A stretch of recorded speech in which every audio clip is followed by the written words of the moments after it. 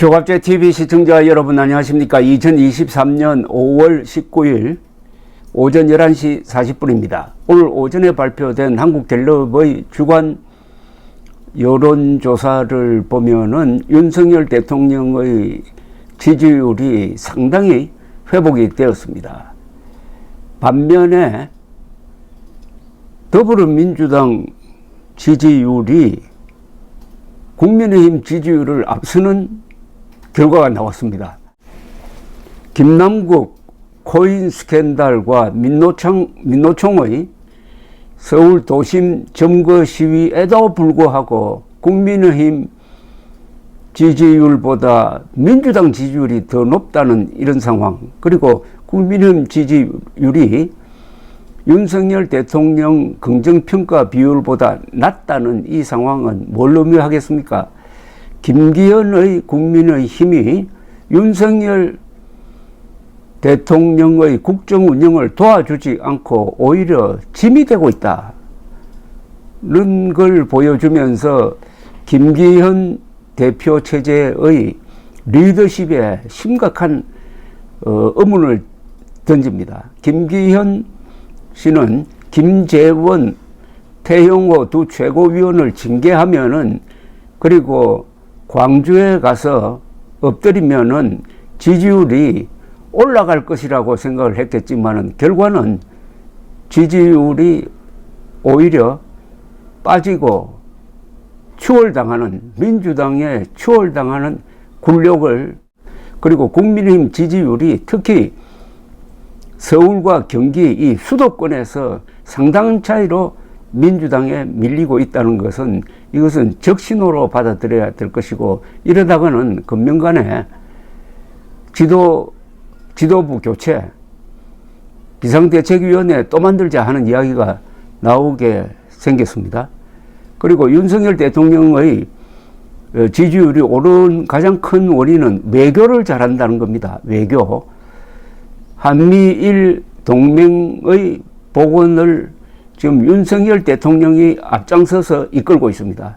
윤석열 이니셔티브라고 붙여도 될 만한 이런 외교 성과를 국민들이 이제 인정하기 시작했다 하는 점도 주목할 점이 있습니다. 이 조사는, 한국갤럽의 조사는, 이건 다른 조사와 달라서 가장 신뢰도가 높습니다. 왜냐하면 지속적으로 주간마다 이루어지고, 조사하는 방식이 전화조사원 인터뷰입니다. 그러니까 직접 전화를 걸어서 대화를 나누니까 신뢰성이 더 높아지고, 전국 만 18세 이상 1000명을 대상으로 합니다.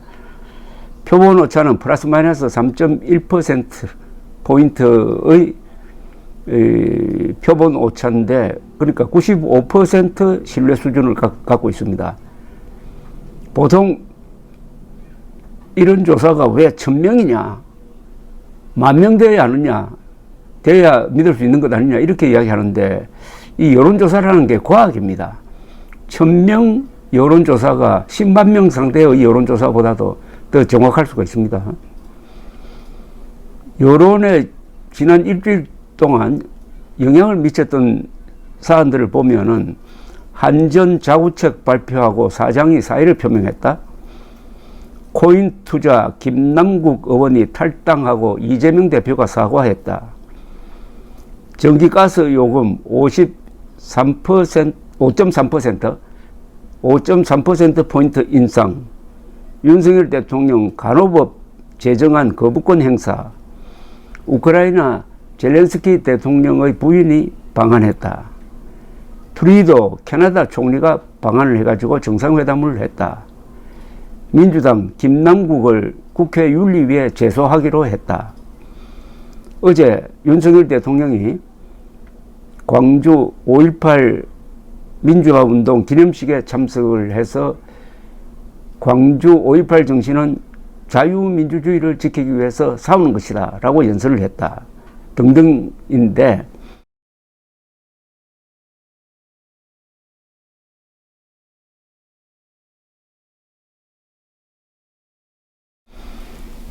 오늘 여론조사를 요약을 하면은 대통령 직무평가가 긍정 37%입니다. 부정 56%입니다. 4월 둘째 주에 직무 긍정률이 27%까지 떨어졌었는데 약 한 달 사이에 10%포인트가 회복이 되었습니다.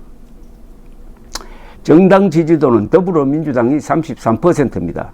국민의힘이 32%입니다. 무당층은 29%입니다.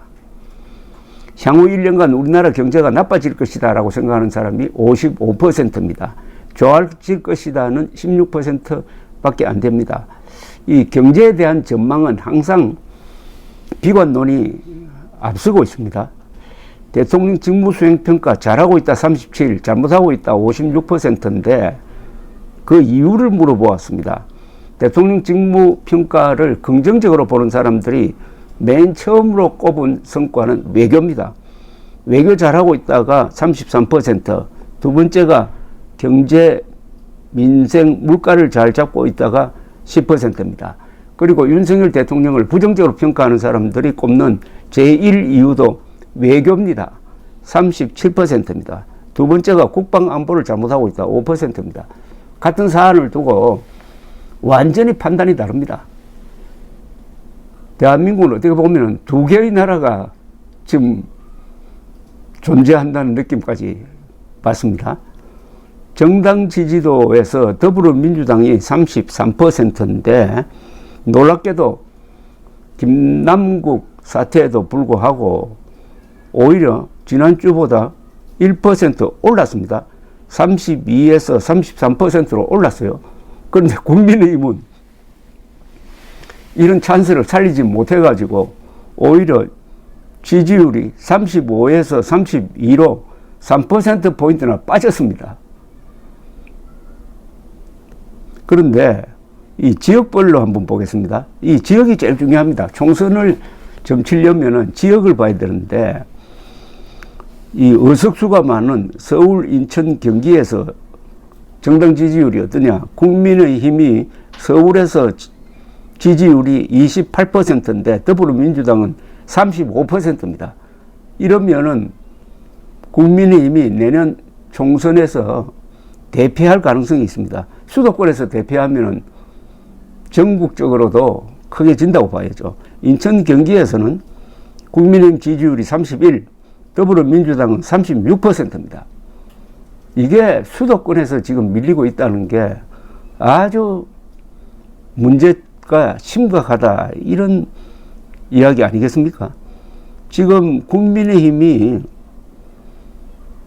민주당보다 지지율이 앞서고 있는 곳은 대전, 세종, 충청에서 국민의힘 40%, 더불어민주당 25%, 그리고 대구, 경북에서 국민의힘이 47%, 민주당이 23%, 부산, 울산, 경남에서 국민의힘이 39%, 더불어민주당이 23%로 되어 있습니다. 이제 김기현 체제에 대한 근본적인 의문이 제기되고 있습니다. 제대로 된 정당이라면은 대통령을 도와주고 대통령의 이 방패 역할을 해야 되는데, 창 역할을 해야 되는데, 완전히 대통령 등 뒤에 숨어가지고, 대통령은 지금 어제 광주에서 연설을 했듯이 자유민주주의를 지키기 위해서 싸우는 그 정신이 바로 5.18 정신이다. 이 말은 한반도의 자유민주주의 파괴 세력, 즉 김일성 세력과 싸워야 한다. 관로하면은 민주당, 민노총 등등 좌익 세력과 싸우는 것이 오히려 이게 5.18 정신이다라는 함축성 있는 연설을 해서 투지를 불태우고 있고, 한미일 동맹을 지금 제대로 작동시키는 윤활유 역할을 해서 미국으로부터, 일본으로부터도 존경을 받고 있는데, 그 뒤에서 국민의힘은 좌파에 항복하거나 오히려 굴욕적인 모습을 보이고 있습니다. 대통령과 김기현 국민의힘이 좌파와 싸우는 문제를 놓고는 완전히 반대 방향으로 가고 있습니다. 대표적인 예가 김일성이가 제주도 4.3 남로당 무장폭동을 지도했다는 명백한 사실을 이야기했다고 해가지고 태영호 의원을 징계한 것, 이게 바로 김일성 세력에 김기현의 국민의힘이 항복한 것 아닙니까?